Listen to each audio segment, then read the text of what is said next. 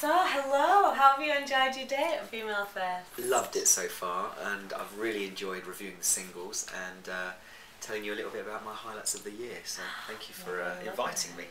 Oh, you're very welcome. Now, there's so much we want to ask you because you've got your finger in loads of pies. But first of all, we want to talk to you about Starman. Okay. So, what have you got coming up? What should we be checking out? Well, we're doing the Freedom Festival on Saturday, this Saturday. In Hull, there? In Hull, yeah, and it's in front of 150,000 people, our biggest audience yet. So yeah, the one that comes close to that is Party in the Park, there was 60,000-70,000 people. We were meant to be playing live, but we're now playing to playback. We do prefer to play live. We've got some massive meetings coming up with some big major record companies. I'm writing with some top writers. And the future's looking very bright. We're filming the second series of Pineapple Dance Studios, aka Show Business. So we'll see what happens. And there's a possibility of a lot of stuff in the future, which hasn't been confirmed yet, but it's looking very, very strong. So I'm very excited. It's been a really, really major emotional roller coaster ride, but I'm very happy. Oh, I love it. Now, if I was to go to your website and think, right, I'm going to check out this band, is there one song that I should listen to? And then that one song will inspire me to come out and see you. I've just written a song called Turn It Up with a guy called Kevin D. Hughes, and it's making a lot of movement within the industry, and people are saying it's a really good song. So I think if it's probably going to be our second single, and I don't think it's on the website yet, but it will be coming out hopefully soon. And we're very quietly excited about it, and I think the reason for that is because it really encompasses what we're about as a total thing. You know, a lot of our early music is electro pop, and it still is a little bit electro pop, but we are like Take That meets Queen, and we have a very kind of poppy, rocky edge to us as well as the electro side, and I think this kind of like brings it all together. We are a party band. I think, as I said to you before, we're like a Spitfire. You know, you listen to us, and you want to put your car in fifth gear and hit the throttle. So yeah, we're very happy, and things are going very well. So a lot of people, we were talking before, they come and check you out and they might not take you too seriously, but then when they see you perform live, you're quite an accomplished band and you impress a lot of people. So to those people who know that you're on in their area and think, oh, should we go down, should we not?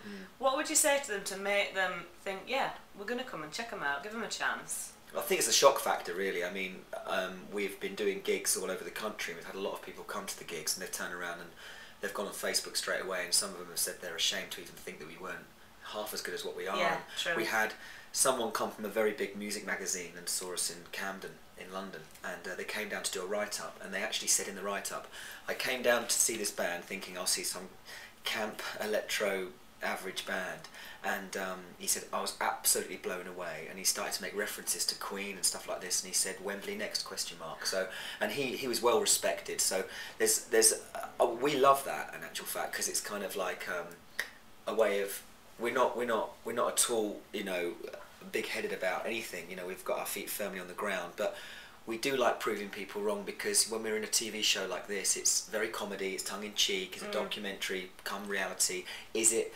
really real? Are we novelty? How good are they? And the TV cameras never really give you an idea of what we're really about, because everything is just so edited, so, but I wouldn't say in any way, shape or form that I am unhappy with any of it, purely because of the fact that it's given us a great platform for people to see. Yeah, that's what I was going to say. Do you think that the TV show has given you the step up to where you are now? Like, everybody knows who you are because of the show, so you can only go upwards, onwards and upwards. Yeah, I think what's been great about this show is the fact that I've been in show business for quite a while, and I've done a lot of big stuff, sung with Tina Turner, danced with Kylie, done 7 West End shows, did a lot of stuff, but never been put on a media level where a lot of people could actually see what we were about. And I think the reason why this band has got quite a lot of shock elements to it when people see us is because when I auditioned everyone for the band with Rob Davies, the manager, we kind of put the band together ourselves, and we specifically wanted musicians who were on top of their game, Yeah. but with lots of experience, with a young look, and with craziness about them as well, and a personality, because we feel that there's not enough personality in the music industry sometimes. It's all about being too cool for school. Yeah, and sure. what is cool? Cool is, you know, whatever you want it to be, and I think it's being yourself personally, and I think this band has got an awful lot of depth to it, as I have through all the stuff I've done in the past, and I think that's the reason why when people see us, they go, bang, okay, they actually can play, they can, you know, do the whole thing. So I think we're always aware to keep on our game as well, and making sure we're always rehearsing, working hard, because you're only as good as your last performance, you know. But the show itself, Pineapple Dance Studios, is a great way to show our band. It's perfect in a lot of ways, because a lot of the band, as I said, got personality, and TV would be boring without that. So it's a cross between music and TV. So I think next year is going to be very exciting when the new season of Pineapple comes out. Can you not use, you know, some of the contacts that you've had before the show and through your dancing and through the singing, can you not use some of the contacts before and say, look, you know, let us open for you, let us be your support? Well, yes, there has been quite a lot of movement. I mean, to think that we were on Party in the Park, and we went on after Beverly Knight, after Craig David, who are huge artists. So I've got so much respect for them. They've done so well, and you know, we're just at the beginning of our journey. But to think that we were put on the bill with just people like that, and it's because of the fact that, you know, the TV show is, you know, been a cult hit, and it's got legs, and it's going to be probably running for another 5 series. So, you know, I think that the contacts are coming to us now more, and I don't want to. I've always been someone who always wanted to do it alone. You know, I always want to make. Not you can't make it alone, but I mean, almost be an entity of yourself and make sure that you're actually pushing and doing everything honestly and doing it from the heart, and not having to rely on other people. Yeah. And I think that, you know, if anyone wants to come along and help us, then our arms are open. But you know, we're on a mission. You know, so I don't. You're gonna get there. I don't want to sponge off people. You know? Oh, I love it. So is there one, so far you've done so much, but is there one thing that really sticks out through the band that has been your like defining moment from? I know you said earlier about the Big Brother for you, but with the band, like, is there something that has made you think, yeah, we can do it, we're going to kick some ass?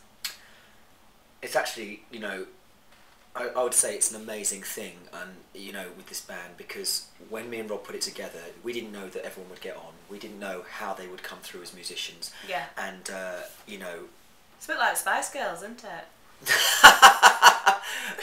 They all audition. Which one am I? Which one is Jesus and Luca? And so we have Luca the drummer, Jesus the guitarist, Mickey the bassist, and Craig the keyboardist. Okay, and they're a mix of creeds. You know, as far as, you know, they come from Spain or they come from Slovenia, England. You know, and it's like they're all great musicians, and it's like, did we think we were going to all get on? Were they going to be tight as a unit? Da da da. And I've got to give Rob his credit. You know, he's really dug deep in his pocket, and we've done many rehearsals, and I've done the same. And I think that what's the biggest moment for me with this band is to see the development of the musicianship together, and see how tight they've got, and how they've read each other on stage when things go wrong, or a guitar string breaks, or, you know, a drum breaks or whatever.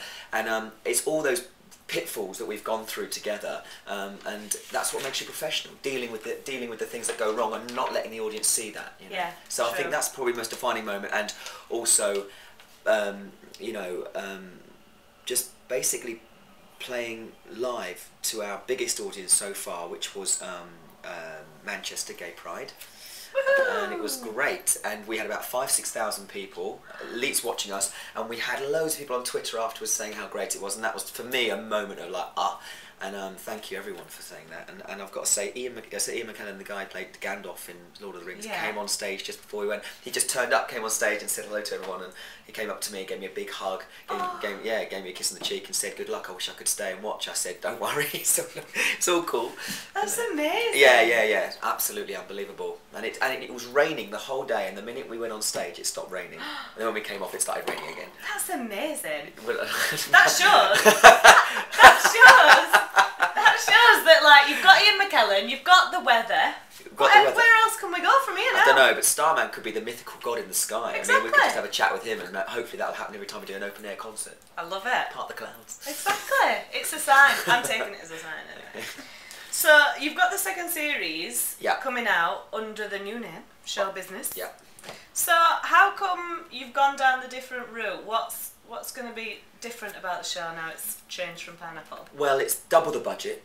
Fit. So it's going to be... Thank you. So it's gonna, it's going to be double the budget. It's going to... well, it already is. I'm on the 6th episode already.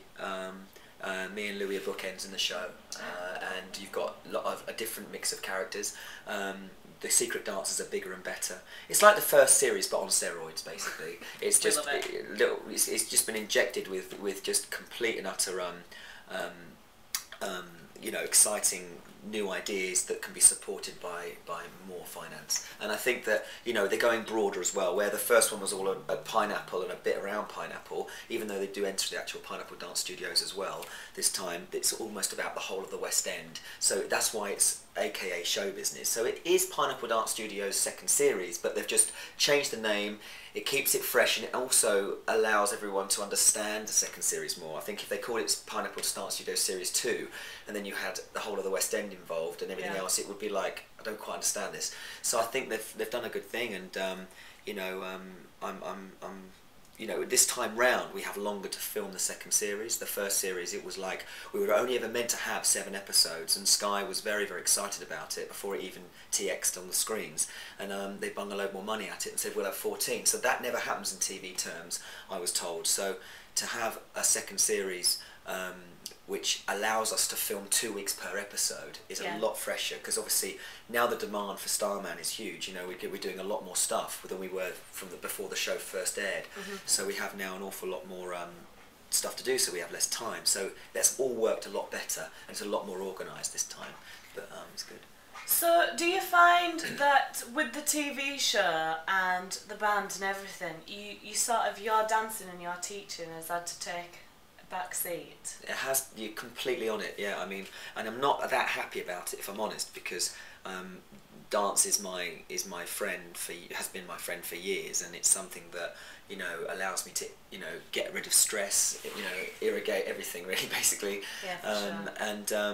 And mentally, everything, detox, and I am trying to organise now to actually teach more at Pineapple, like go back to how it was, because it is my fitness, and I think if you're fit and you're healthy, everything is fresher and you can be on your game a lot more, and I think that it's important to keep fit and it's important to stay fresh. So yeah, and also it's nice for me to walk into Pineapple and teach and still think of myself, and I do think of myself as very much as the same person I was before it all came along, and it doesn't matter how big Starman gets or I get, I'll never change. I'll always be the same person, because you're in this media is just just a bigger form of what I did before, and I've danced and sung all my life, so why should suddenly being on a camera change that? Exactly. You just need to get out to the public. A lot more people can be aware of you, and then you sell records and you touch people's lives.